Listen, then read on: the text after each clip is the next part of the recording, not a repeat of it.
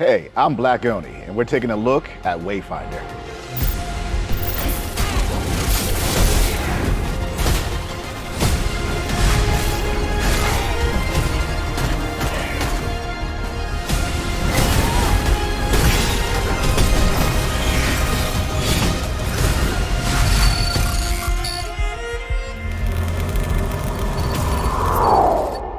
Black Oni. What's going on, everybody? It's your boy Black Oni, and we're taking a look at Wayfinder, and I'm really excited to be here to be taking a look at this. I'll give you all a moment to introduce yourselves. Yeah, I'm Joe Madureira. I'm the creative director and CEO. And I'm Ryan Stefanelli. I'm the president and game director. I'm Steve Madureira, a lead designer. Just give us like a brief synopsis of what this game is on like a base level. Yeah, this game is our take on an MMO light, so to speak. We've always wanted to make a game that brought players together online in a world that we can build over time, that took advantage of everything we've learned doing action games all the way back to Darksiders. And so Wayfinder is a game where you get online with your friends, you're given a chance to explore both a persistent world in the form of some of our overlands, but then dive into randomly generated dungeons in small groups that the dungeon is just yours. And through this mysterious force that's like a metaverse engine that changes these lost zones, as they're called, the Wayfinders, who have the exclusive power to control them in some way, can use mutators to change things about the dungeon run, to chase specific items, chase specific creatures, and move the story forward. So that's really what it's about, is adventuring online with friends. Yeah, that's cool. What would you say is the main adversity within the game? You mentioned that is this kind of force pulling the strings of what's going on, but is there like a person as well taking advantage of that? Yeah, so when this global threat happened called the Gloom, there are definitely some villains that are taking advantage of the situation. We haven't introduced the main story villain, but yeah, there's no good Nothing without you learn it throughout that. the story. And there's a lot of mystery. Adventure is one of our like pillars, and discovery, and so there's a lot of mystery to be uncovered within the world itself, and locations in the world, and that's going to happen through quests and just like interacting with NPCs, or even like discovering lore within the world, and that all sort of like builds up to like uncovering who the villains are behind all this. That makes sense. I remember in one of the hub areas just exploring and looking around. I'm an artist as well, so I'm really trying to pay attention to the details that are there, because everything has intention, right? It's not just thrown there for no reason. I noticed a lot of graffiti kind of sprayed across the landscape. So is there anything that you can tell us about who or why or anything like that without spoiling it? Yeah, so I mean, one of the locations, we tried to put a twist on fantasy. We always, we don't want stuffy old high fantasy. So we inject a lot of like modern society into it. Even the way that characters speak, there isn't a lot of like old English kind of dialogue and stuff, just to help it make it feel a lot more modern. And so some of our characters have technology. They're a little more advanced. They live in more urban cities. There's graffiti is just something that like immediately makes it feel like, oh wait, this isn't like Lord of the Rings. Like what's going on here? We have a lot of cultures in the game, and one of them is called the Maze, and they're a lot more technologically advanced and less like traditional fantasy.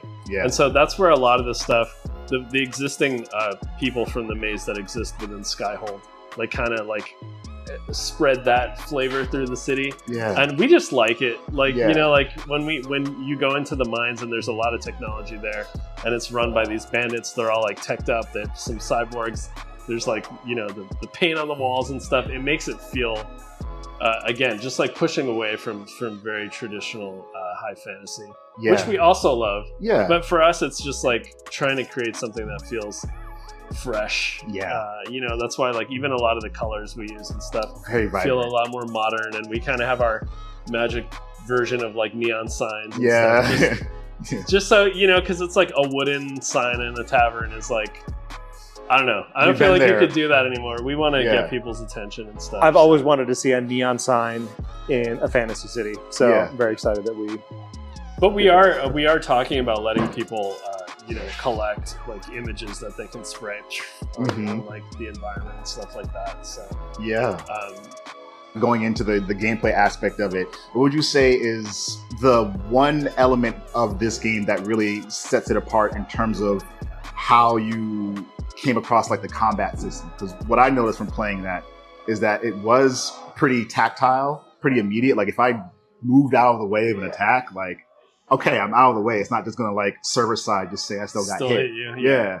I think so each character is unique and should feel really different from every other character. They bring unique abilities that no one else has. They have their own strengths and weaknesses. The way they synergize within their own kit with other kits with different weapons, because anyone can use any weapon. So, and I think that's the most unique aspect is that you'd see, Wingrave who's got a sword and shield, and you assume that he's sword and shield guy. That's it. And that's what he starts with, and that's what he's initially built around. But the fact that you can spec him into any other weapon, a gun, a two-handed axe, that meta is going to be, I think, what separates the combat from others. The way you mix things together, and even if you have like a friend who, Kairos is an example, he can dish out a lot of damage, and he starts with the two-handed axe that is good at breaking armor also, but if you're always playing with, a Wingrave or a Senja who's good at breaking armor, you might switch to daggers, so you're not good at breaking stuff, but you just melt them when they're broken, let your tank friend set them up. So the different weapons will differ for, based on how you like to play, who you're playing with, and there's lots of ways to play it and just have fun, make sure there's something there for everybody. Yeah. This is Airship Syndicate's first MMO style game, and you're working with DE. So people at home, you all know I'm a big fan of DE's work. What has been the biggest change in what you all are doing that you've noticed since working with DE?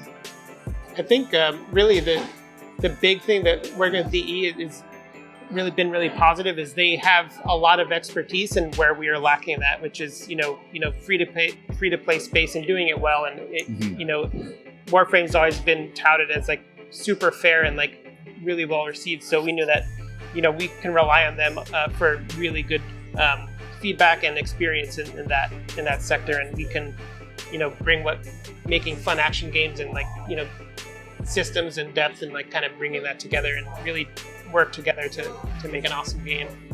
And the free-to-play aspect of it aside, like the monetization part, which is like you want somebody that knows what they're doing when you're doing that, and they do, is the transition from premium, where you're accustomed as a game developer to working sort of behind the scenes until you decide it's ready, and then you cast it out into the world and cross your fingers. They've really had to kind of work with us to kind of change our mindset. This is different. This is get stuff in front of players as soon as we can, and then use their feedback as much as our own internal feedback to guide what's next. Very different way of making games. And it can be scary at first for a traditional developer to think that way. But once you do, it's kind of freeing in a way, because you realize that you don't need perfection. What you need is good, so that you can get ideas from players and ideas from content creators such as yourself, and we can start to give people what they say they want rather than what we think they want. And that's been a very big process shift, one that's still going. We still haven't perfected it, right? So that's something that DE is helping us with as well. You mentioned that you're relying a lot on player feedback and input into ensuring that this game is really good. Where do you draw that line? And I know it's a really loaded question to ask, but sure. As creators, you have a vision for what you want this world and this game to feel like, and players have expectations of what it's supposed to be like. So again, hard to answer, but where do you draw that line? Yeah, I think it really is. We have what we intend for them to experience, and if we're missing that, perception's reality. If people aren't experiencing that, then we need to adjust it, because we're not hitting what we want, we're not hitting what they want, and really looking for trends too. If we can't change every single thing based on what everyone says, because then they'll like it and then this person will hate it, and we can't just keep flip-flopping. So really it's looking for trends and interpreting really what they're asking for, and they might ask for something specific, but it may show us a deeper problem, and if we address that, it can solve the problem from higher up. So, and even just through, making Battle Chasers, Dark Side of Genesis, Ruin King, even though they're different types of games, we've learned a lot over, just, looking at, reviews and feedback and, taking a lot of what we learned and trying to just make, each game we make better and better, and like taking what we learned and really acting on it. And in terms of where the line is, I think that's where it's obviously totally judgment, right? Because sometimes there might be something that players want, and you can learn this just from looking at how other developers working on a service game react to player feedback. There may be something the player sentiment is very high for, but the developer might know, okay, well, that just could fundamentally break other aspects of the game that are important not to touch. Yeah. And that's where you just kind of need confidence, because you have to make a decision. But I think, generally speaking, player feedback is going to be more often something you should respond to. I think the number of cases where the player base is going to roundly ask for something that they shouldn't get or the developer shouldn't do is probably pretty rare. Yeah. But in that case, you just have to make the decision with confidence. And I think that's a learned trait that you get over just years of game development, which fortunately we do have, even if it's not in this space. We have the confidence to make a decision if we have to. Yeah. This is a question that I think a lot of people jumping into this were probably wondering as well. And this is with regards to like character customization. So in our preview time, we didn't get a chance to really see what that looks like.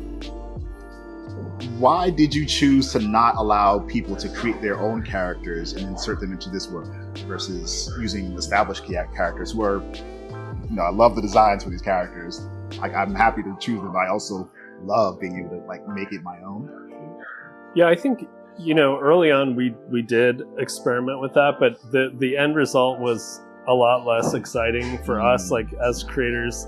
I think leveraging our experience with making cool characters and worlds, and just I think it's another way for us to tell the story and do a lot of world building through the characters' past experiences and their relationships with each other and with locations in the world, or in some cases some like creatures or bosses within the world they may have a history with. And introducing a new character felt like such a major event versus introducing new abilities or whatever. And like the sort of palette to choose from at the start felt very generic and like directionless, so it just, I don't know, as soon as we discussed the idea, we all like got very excited about it internally. I think really we're trying to get the best of both worlds, because you will be able to customize them, so your Windgrave may not look exactly like another Windgrave. We are letting you customize them within there'll be different styles, like switching out components, colors, and then even like entire like skins. Completely different looking. So, and we want to be adding that over time, so the longer the game's going, the more of that will be too. And the fact that they can use different weapons. So your Windgrave, sword and shield. Mine, I have a rifle build, so you see me with my rifle. I've got different styles. I've gone with a completely red and black color scheme. Like, there's definitely room for player expression. Certainly a different feel, and there are always trade-offs. Definitely something very cool about building your own character, and it is 100% your design. But in the end, I think it suits our strengths better, leaning into this character design, like a character-driven story, especially with Joe and his background. Working in comics, the synergy was there, so that was the call we made. Y'all, this has been really cool to be here and experience this game firsthand.